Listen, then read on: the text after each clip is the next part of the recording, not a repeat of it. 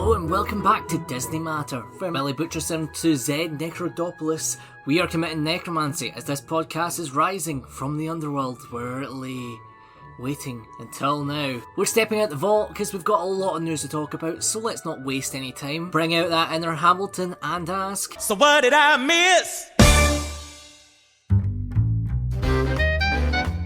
A lot has been happening with the newest attraction coming to Disney parks, and we're getting closer and closer every day to the opening of Tiana's Bayou Adventure. Since our last episode, we've seen a lot of things get more green around the former Splash Mountain, with the swamp shaping up.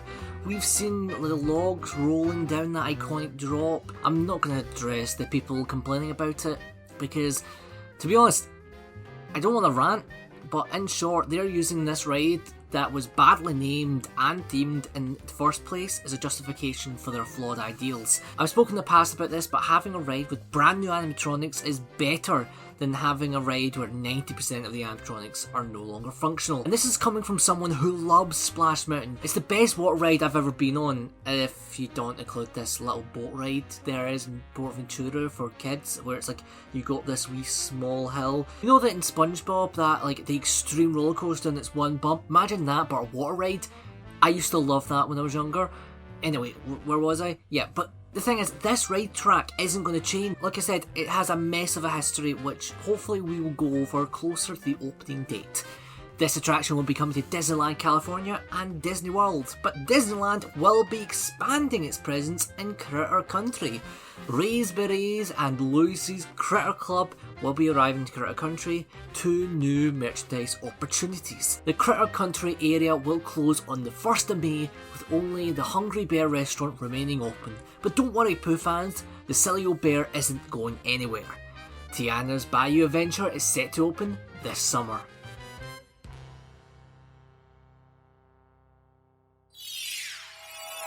And don't worry about the asteroid. You'll be in and out of there before it even breaks the atmosphere. Trust me, what could go wrong? Extinction is on the horizon for Dinoland USA at Disney's Animal Kingdom, with more and more plans seeing the fate of the land to be a bit like the original character at the Glasgow Willy Wonka experience. Unknown. It's a shame we weren't around to talk about that situation, because I never have seen something so massive in a location that is fairly local to myself. Who knows? We may talk about it when we have the usual family back. But speaking of family, the rumoured Tropical America with Encanto and Indiana Jones may be coming soon. Rumours of the Indiana Jones ride having a new story being the replacement for Dinosaur, but I just wish Dinosaur lasts a bit longer. It is a really good ride. But there is an area just set for work just up past the Cali River Rapids, which is thought to be where the Tropical Americas will be moved to, instead of directly replacing Dinoland USA. We may be finding out more about this we may find out more about these current plans at the upcoming D23. And then it's on to the tour that will convince you forever that the future is truly in the past.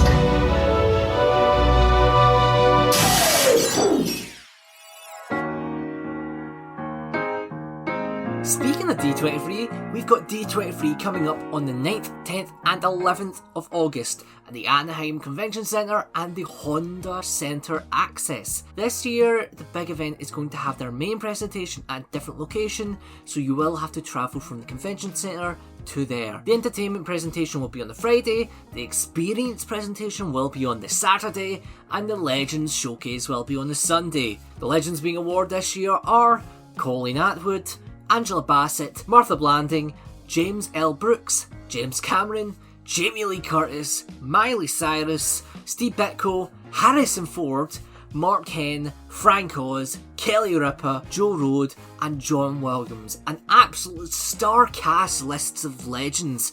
If you want to see all these presentations and attend the convention, you will need to be a D23 member and will be $297. But that's if you want like seats near the back. If you want to be right close to the stage, it will be $2,599, or as we say here, half a Kyber crystal. We've got a ton of Star Wars news, so let's talk about the new series, The Acolyte. As stated on the official Star Wars website, The Acolyte is a mystery thriller that'll take the viewers into a galaxy of shadowy secrets and emerging dark side powers in the final days of the High Republic era. A former Padawan reunites with our Jedi Master to investigate a series of crimes.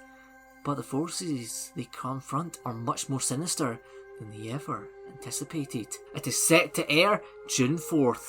Before the series drops, you can visit Disneyland California's Galaxy's Edge for the Fire of the Rising Moons. Beginning April 4th, this is a different perspective of the Disneyland fireworks with John Williams' Star Wars film scores. And for our final Star Wars news, we had a rumour going round which it's been interesting. It's the recent one of the closures of Rise of the Resistance at Disneyland. This ride has a habit of going down just like the Mickey Minnie Runaway Railway and Ratatouille. These ride formats are subject to failing, which is a good ride, but there is flaws, and But that isn't a reason it's shut down. There's no technical faults. It's because of a white powder alert. If you aren't aware, this isn't like R5 carrying some illegal substances, but some human remains, aka ashes, being spilt. A few images have been shown, but this is a message pretty much to everyone. If you want to find a good place for your loved one, a Disney ride isn't it. Not only will you be escorted and probably banned from the park, but your loved one's remains will just end up in a rubbish dump after being pressure washed away.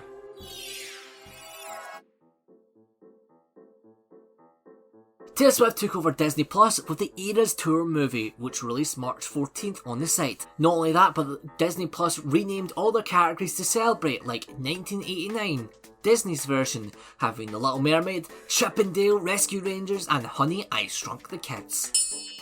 H2O Glow After Hours at Disney's Typhoon Lagoon is returning. Once again, you can have fun, dance along, and meet characters for 3 hours on select nights. This starts on May 25th. Pixar Fest is coming to California. You can see a brand new parade, Better Together, a Pixar Pal celebration, and Club Pixar, where music and fun can be had. Not only that, Together Forever, a Pixar Nighttime Spectacular, returns. This event runs April 26th to August 4th. The 2025 Walt Disney World Marathon Weekend has revealed the theme for next year to be vintage athletics. It is also celebrating the 20th anniversary of the Goofy Race and a Half Challenge and the Dopey Challenge. First being a 39.3 mile run, while the other being a 48.6 mile challenge. Those who want to take part in any of the races, you'll be able to sign up on the 9th of April. And that leads us on to our main matter. This one's going to be a little more of a personal matter because it's a topic I admire a lot, and that being Disney's current treatment of Doctor Who. It's called the TARDIS. It's a time and space machine. No, don't be silly. There's no such thing as monsters. They're just creatures you haven't met yet. I will keep us safe. I promise. Those aren't aware, Doctor Who is a British icon. How can I not say? We've just had the regeneration of the new Doctor basically bring a huge new fans back to the series, even though Nkuti only had a wee cameo at the end of that episode. But the newest episode, where it's just him, was excellent, and I think it was a marketing thing to have David Tennant return to kind of ease people back in. But that 60th anniversary block was amazing, and especially the Church on Ruby Road. That was an excellent step into the series for those that wondering what's going on, and a good reboot almost. However, it is revealed that the episode will be coming out for us here in the UK, Saturday, May 11th. People may be wondering, hey, that's right. However, how it's working is it will release Friday, May 10th at 7 PM EST on Disney Plus in the US. That Saturday date for us is at 12 AM on BBC iPlayer. I am pretty much shocked because, one, there's been complaints of oh yeah, there's Americans go set, but we never get exclusive stuff. But that's not the point. It's a British show. Those that don't watch it online are either going to be spoiled by the media, because it was quite fast that it's spoilers went up very quick to news the next day. So you'll have to avoid the news at Saturday morning, one of the peak news times. And then like wait for the night to talk like, oh yeah, so we've got not on BBC One. It's going to like kill viewership on your main demographic. This is a series that you're removing a British show from a majority British audience. I know there's American Doctor Who fans. I know there's Doctor Who fans around the world. But the main time should have been set for the UK. And I don't think it should have been on BBC iPlayer. What it should have done, really, it should have been on BBC One. And then it said you could air on Disney Plus on the US at the time. It would have been earlier, but it's for the best to allow that idea of families coming together. Because the thing of Doctor Who, what made it famous was the idea of you're watching it, you were terrified, you were scared, and it was a show like the kids like hid behind the sofa, and like the families sat together. I have so many memories. That was a tradition. Every Saturday was like Doctor Who when it was on, watching going through the David Tennant era, the Matt Smith era, just watching that together. And that's gone because of the idea of streaming service. Even the writer Russell T Davies is also shown liking comments of Instagram agreeing this is a bad idea.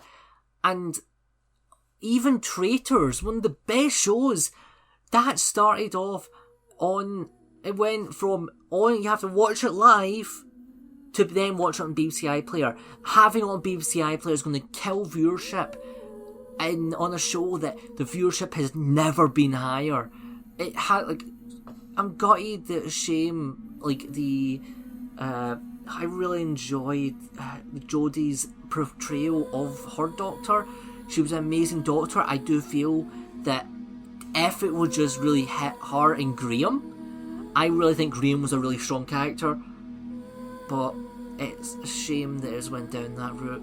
I could go on. This is more of a rant than anything else. This may matter be, but I just believe that viewership is going to plummet because of this shit. Viewership is going to take a toll.